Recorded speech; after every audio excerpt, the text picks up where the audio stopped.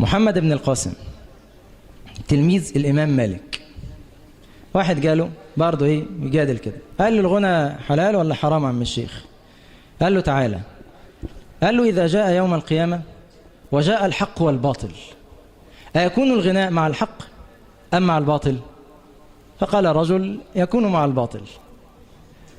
قال رأيت لو جيء بالجنة والنار أين يكون الباطل، في الجنة أم في النار؟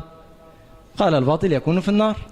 قال قد أفتيت نفسك فاذهب، شكرا ما تسألنيش تاني. تقدر تجيب لنا جيتار وتقعد تعزف جوه المسجد؟ لا يا شيخ الله يكرمك، حرام ناس جوه المسجد. طب بره المسجد تفرق ايه؟ انت ما تستحملاش، تستعظم الايه؟ تستعظم الامر دوت.